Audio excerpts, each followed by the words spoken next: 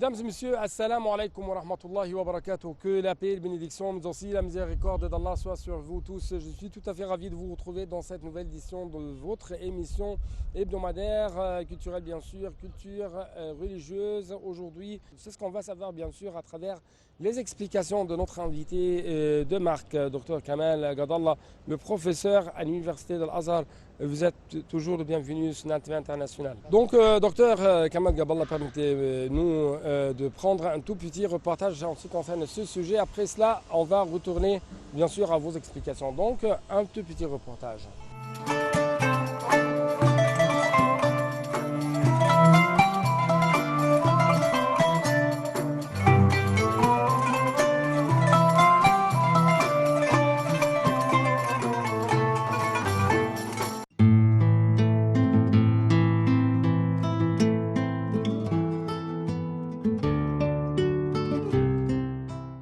Il est difficile de résumer l'islam à quelques valeurs principales. Néanmoins, les croyances et pratiques religieuses les plus importantes furent identifiées par Mohammed, à lui bénédiction et salut, et c'est pourquoi il n'y a point de désaccord à ces sujets parmi les érudits musulmans. Ces derniers se sont mis d'accord sur les principaux enseignements du Coran et du prophète Mohammed, à lui bénédiction et salut, et sur les principes de base de la charia ou la loi islamique.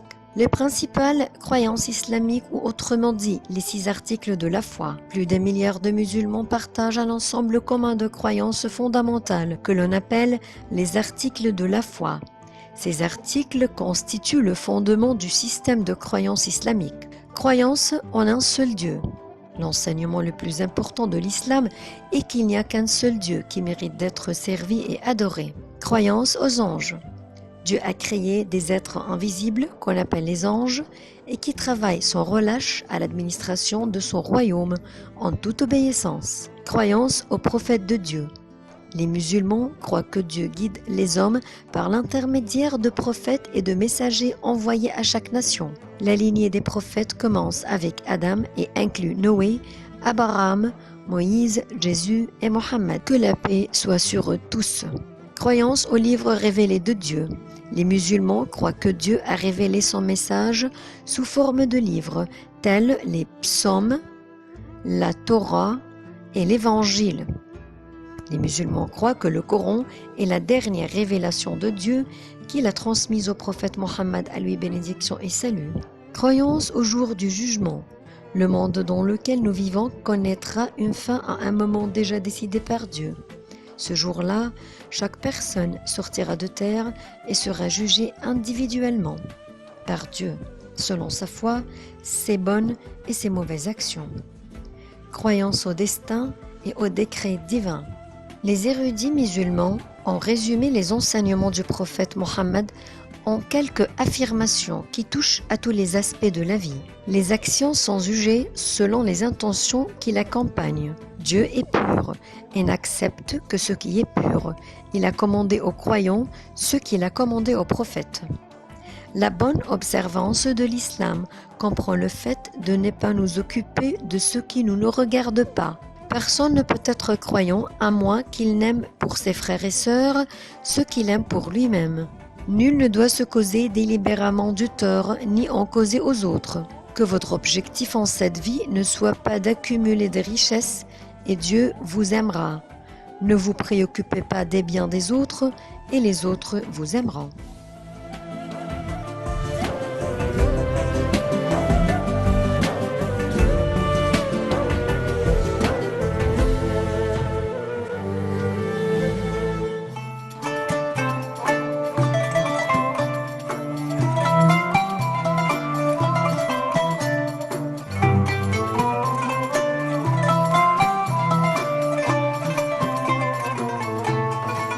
Donc, docteur Kamal Gadallah, de retour à vous. Bien sûr, il y a des valeurs très importantes au sein de l'islam comme la véracité et la vérudicité. C'est un terme tout à fait rare à prononcer ou même rare à savoir. Qu'est-ce que veut dire ce terme? En fait, il y a une petite différence, une petite nuance entre véracité et véridicité, parce que la véracité, c'est l'authenticité des informations transmises, alors que la véridicité, c'est un caractère. c'est qu'il y a de la vérité, véridicité, il est véridique. Donc, ce terme montre que dire de la vérité, ou bien être véridique, c'est un caractère inné, en fait, chez l'homme, qui est tout à fait inaliénable, donc qu'il le garde toujours. Donc, le prophète, avant d'être envoyé, il était qualifié par son peuple de As-Sadiq al-Amin, c'est-à-dire le véridique honnête. Donc, en tête des versets qui font appel à la véridicité, il y a le dire d'Allah, gloire à lui, Ya ayyuha alladhina amanu taqullaha wa kunu ma'as sadiqin. Ô ceux qui ont cru, prémunissez-vous envers Allah et soyez avec les véridiques. Donc, cette sincérité ou bien cette véridicité, elle n'était pas cette fois-ci verbale, mais elle était pratique, parce que les versets suivants parlent de la nécessité, l'obligation que le musulman se range autour du prophète sallallahu alayhi wa sallam. C'est ça la sincérité. Donc les Médinois et aussi les Bédouins des alentours, ils n'essaient pas à eux de s'écarter du prophète sallallahu alayhi wa sallam au moment difficile. Donc ça fait partie aussi de la véridicité. Donc la véridicité, ce n'est pas seulement verbal, mais il est aussi pratique. Oui. C'est-à-dire, par exemple, si vous êtes convaincu d'un principe quelconque, comme par exemple les premiers musulmans étaient tout à fait conscients que l'islam c'est la vérité, c'est la vérité cosmotique si vous voulez, c'est la vérité universelle, c'est la vérité divine. Donc ils sont attachés de ce principe et ont subi plusieurs tortures, châtiments, par exemple tourments et tout ça, pour défendre leurs principes. Donc c'est une sorte de véridicité. Lorsqu'il était en guerre contre un ennemi qui les dépassait largement en matière de nombre, en matière d'équipement et d'armes et tout ça, il était très très ferme, très courageux, très brave. Ils n'ont pas essayé de s'échapper. Oui, ils n'ont jamais essayé de s'échapper. Pourquoi? Parce qu'ils connaissaient très bien que la conséquence est tout à fait connue. Soit par exemple, ils vont remporter la victoire, donc ce sera une joie pour eux. Soit ils vont se martyriser, donc ils seront au paradis. Donc dans le cas, ils sont gagnants. C'est pourquoi il était tout à fait attaché à ce principe. Donc la véridicité, c'est quelque chose de global, pratique, verbal et aussi comportemental. Et la véridicité, en fait, c'est une grande valeur qui était exhortée par le prophète sallallahu alayhi wa sallam, qui dit dans un hadith, cherchez toujours le vrai, la véridicité, la véracité, car cela conduit à la bonté pieuse qui mène à son tour au paradis. Et éviter à tout prix le mensonge qui conduit normalement à la mauvaise foi, qui conduit à son tour à l'enfer. Et il nous a fait apprendre comment être véridique. Il a dit, à force de dire la vérité et dire la vérité de plus en plus, on finit par être véridique. Et à force de dire... Être véridique auprès d'Allah. Auprès d'Allah, normalement. Jusqu'à être inscrit ainsi, en fait, dans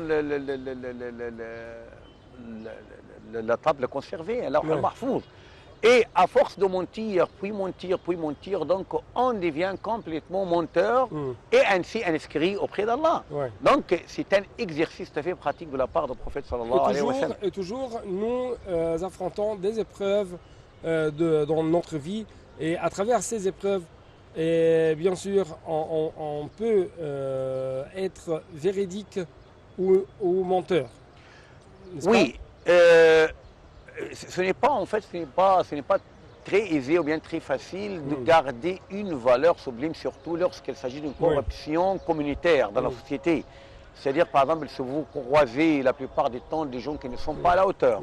Donc, être véridique, il y a un risque quand même. Mais le prophète nous a enseigné que la véridicité, en fait, nous épargne plusieurs problèmes. ou bien nous conduit en fait à échapper pelle de plusieurs difficultés. Donc, preuve à l'appui, et ce qu'il a fait un des hommes pieux qui s'appelle Abu Yazid al-Bastami, qui était tout petit lorsque son père a été décédé. Donc, il était brillant, intelligent. Sa mère lui a ramassé son héritage de son père et lui a dit engage-toi devant moi et prenons Allah pour témoin d'être toujours véridique et ne jamais dire de mensonge. Donc, il a donné le serment à sa mère. Lorsqu'elle était en route, la caverne a subi une sorte d'assaut de la part des brigands. Donc, ils ont pillé tout ce qui était avec les voyageurs. Exception est faite pour cet enfant. On lui a posé la question, tu as quelque chose? Il a dit, j'ai une cinquantaine de dinars. Donc, on s'est raillé de lui. On a dit, oui, un petit enfant comme ça, comment il pourrait-il, par exemple, orienter son argent? Donc, de retour à leur chef, il a dit, vous avez pillé toute la caravane? On lui a dit, oui, exception est faite pour un petit enfant qui a dit, j'ai déjà 50 dinars, bien 50 dinars. Donc, on s'est raillé de lui, on l'a laissé. Il a dit, bon, donc je viendrai avec vous. Il a rencontré cet enfant, mais cet enfant qui est éduqué à l'islamique. Il lui a dit, tu as de l'argent, mon petit? Il lui a dit, oui, j'ai une cinquantaine de dinars. Il lui a dit, mais comment, par exemple, divulguer le secret de ta bourse comme ça, de façon tout à fait aisée? On pourrait prendre de temps pour tout fouiller et tout ça. Il a dit, parce que je m'engageais devant ma mère de ne pas mentir. Il lui a dit, tu as peur de violer l'engagement que tu as donné à ta mère, alors qu'Allah nous a donné un engagement qu'on ne cesse de violer, de trahir jour et nuit. Moi, je me repens devant toi et je me déclare en fait innocent de tous les crimes et je cesse en fait de perpétrer n'importe quel crime. Moi, maintenant, je suis correct. Donc, cela montre quoi? Cela montre que la véridicité, c'est le court moyen en fait pour atteindre la gloire aussi bien. Et montrer comment même les pratiques peuvent être un point changeant. Un point tournant, si je peux dire, pour même les êtres qui ne suivent pas le chemin d'Allah. Permettez-moi tout d'abord de prendre une toute petite pause à travers une visite tout à fait intéressante à une mosquée islamique.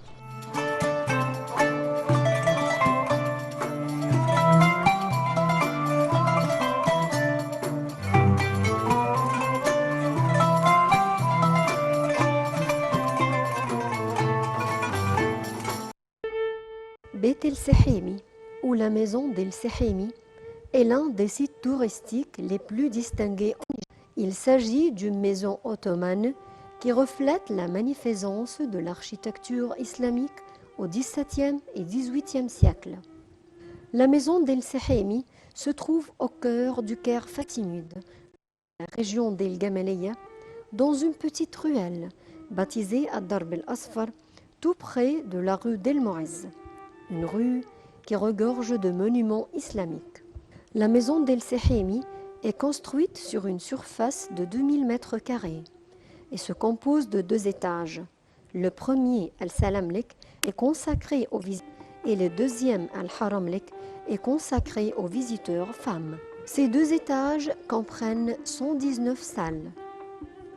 Le nom actuel de la maison est dû à son dernier propriétaire, Cheikh Mohammed Amin al-Sehimi, qu'il a acheté en 1796. En 1930, le gouvernement égyptien a acheté la maison antique des petits-fils de Cheikh al-Sehimi à 6000 livres égyptiennes et a consacré une somme de 1000 livres pour sa restauration, qui lui ont rendu sa splendeur. Et elle a été réinaugurée, donnant l'exemple à l'une des plus belles et plus riches maisons ottomanes en Égypte. Du point de vue architectural, la maison d'El-Sehimi est composée de 2 édifices, l'une au sud et l'autre au nord, par Cheikh Abdul Wahhab Tablaoui, et la date de sa construction est gravée sur une frise en bois au-dessous d'une chaise qui se trouve dans la cour interne de la maison. La partie nord de la maison d'El-Sehimi est construite en 1796 part, Ismail Chalabi l'a annexé à la partie sud, formant ainsi une seule maison composée de 2 édifices. L'architecture extérieure de la maison est composée de 3 façades en pierre. La première est la façade principale, qui se trouve dans le côté sud-ouest et est composée de 3 étages et donne sur la ruelle del Darb el-Asfar. Juste au milieu de la premier étage se trouve l'entrée principale de la maison, formée d'un arc brisé. Et à gauche de cette entrée, il y a une autre porte qui conduit vers les annexes de la maison et vers le tombeau du cheikh Nasr ad-Din al-Arba'in. La façade de cet premier étage renferme un nombre de fenêtres devancées de grillages en bois. La deuxième façade de la maison se trouve dans la partie sud-est et donne sur la ruelle del Darb el-Asfar. Et elle se compose de 2 étages. Cette façade, comme la principale, renferme plusieurs fenêtres. Dans la partie est de la deuxième façade, il y a une porte qui conduit vers le jardin postérieur de la maison. La troisième façade de la maison se trouve dans le côté nord-est. Et maintenant, une grande partie de cette façade est complètement démolie.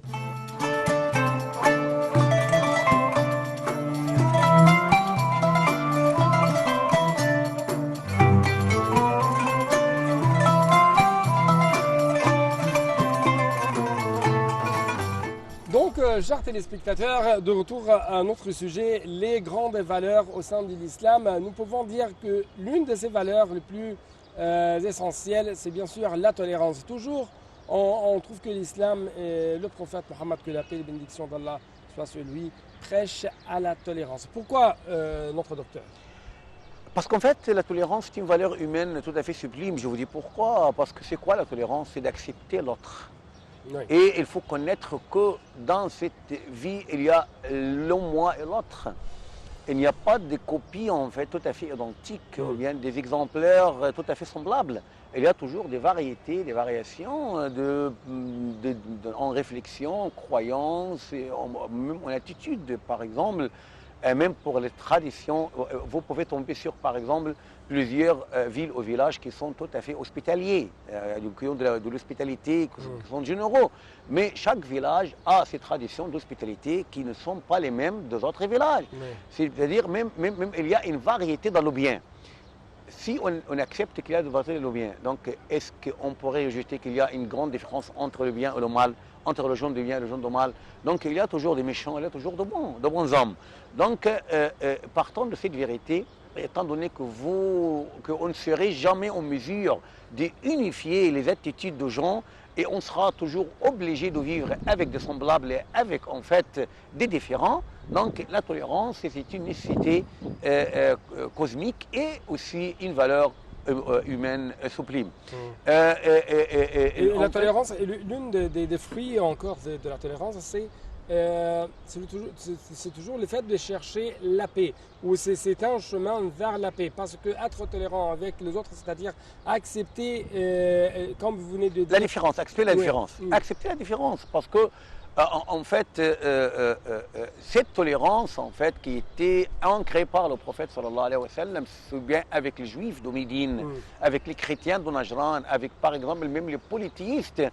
Savez-vous, le prophète, il a dit un jour, après avoir mené plusieurs batailles avec le Quraïchite, il a dit, même aujourd'hui, s'il m'appelle à un plan de paix, je vais me soumettre aussitôt. Pourquoi? Parce qu'il cherche la paix, il cherche la coexistence pacifique. Savez-vous, par exemple, qu'après presque plus de 1000 ans, par exemple, plus de peut-être 1100, bien 1100 ans, bien 1000 ans et quelques, Voltaire a appelé à la tolérance au siècle de Lumière.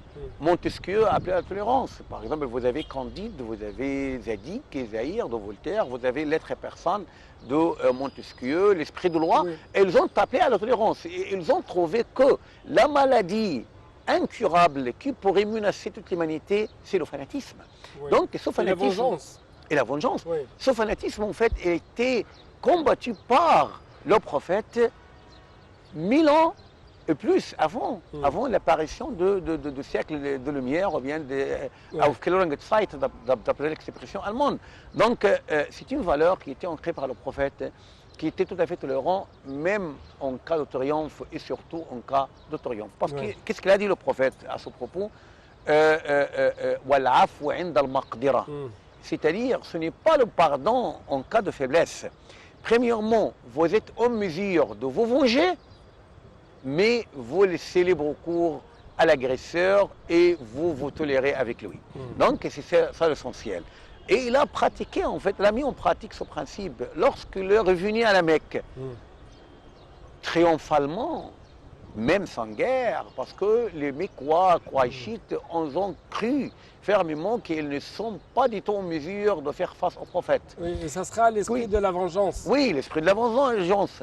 Avant même que le prophète se comporte vis-à-vis d'eux, il y avait quelqu'un qui était un chef, chef d'armes. Chef d'armée. Il a dit aujourd'hui, c'est le jour de la guerre. Des massacres. De massacres. Le prophète, il a enlevé de lui le drapeau, il l'a donné à son fils, c'est-à-dire pour ne pas le blesser. Parce que oui, donc à ta place, c'est ton fils, il n'y a aucun problème. Et il a dit aujourd'hui, c'est le jour de la clémence, de la tolérance. Donc, puis il s'est retourné, en leur disant qu'est-ce que vous en pensez que je me comporte vis-à-vis d'eux après avoir perpétré tous ces crimes? Ils ont dit, normalement c'est bien, parce que tu es un bon frère et aussi descendant d'un bon frère. Il a dit, donc, allez-vous, vous êtes libre. Donc, je ne dis que, comme il a dit, mon frère, ou bien mon confrère, prophète Joseph, à ses frères, la tathriba alaykum al-yawma yaghfirullahu lakum warhamur rahimin, point de gêne n'incombe à vous aujourd'hui. Donc la tolérance et la clémence, ce sont l'un des instruments les plus efficaces afin de briser le cercle vicieux du sang. Oui, le cercle vicieux, si vous voulez, non seulement de sang, mais de la méchanceté avant tout. Parce qu'il y a seulement le sang. Le sang, c'est l'une des manifestations de la rancune, par exemple, de la haine, de la violence, par exemple, des mauvais instants. Donc, il faut combattre tout ce dispositif tout à fait malévant, tout à fait méchant. Donc, pour le combattre, il faut ancrer la tolérance, il faut ancrer la clémence, il faut ancrer la miséricorde et la bonne affection vis-à-vis des autres. Oui, et bien sûr, l'une des valeurs encore prêchées par l'islam, c'est la dévotion. Oui. Qu'est-ce que veut dire la dévotion?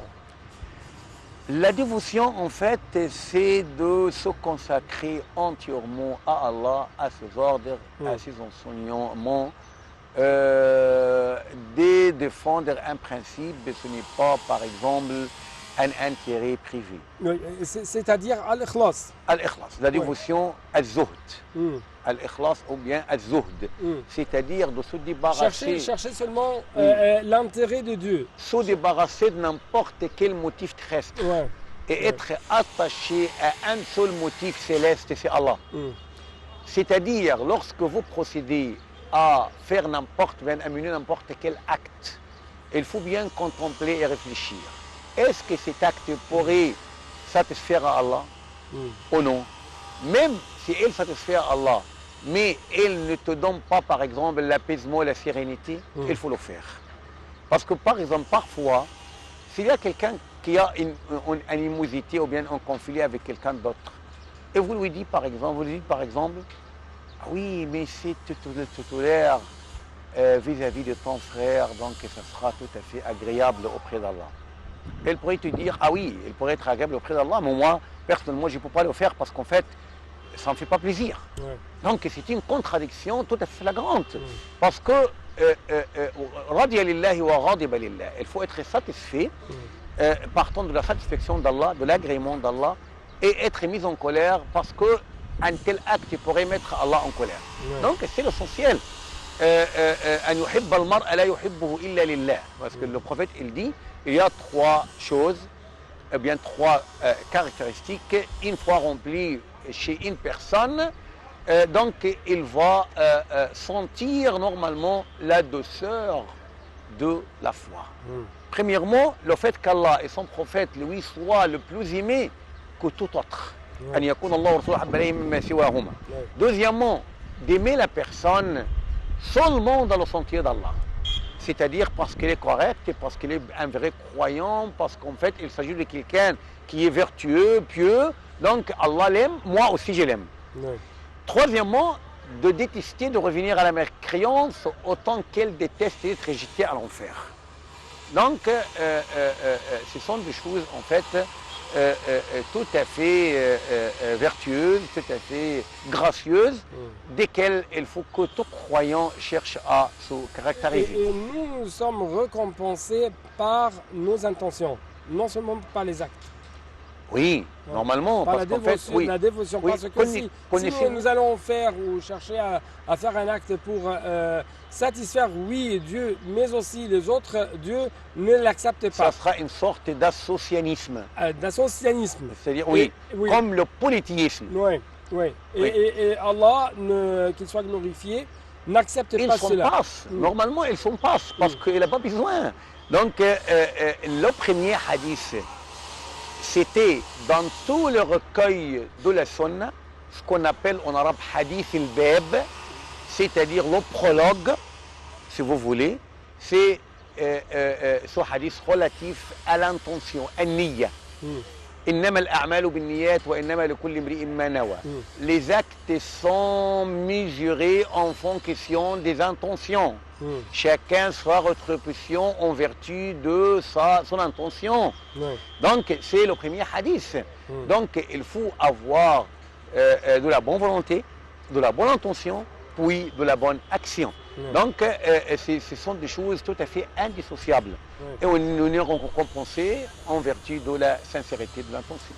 Monsieur, notre professeur Kamal Gadallah, mais je dois vous remercier infiniment pour être notre partenaire dans les paradis, bien sûr, dans les jardins du paradis, dans les cercles d'invocation d'Allah. Et merci beaucoup pour vos explications très profondes en ce qui concerne les valeurs prêchées par l'islam et aussi les pratiques que l'islam veut toujours sur le terrain. Merci. Donc c'était tout pour cette édition, chers téléspectateurs, et bonne suite de nos programmes sur l'International.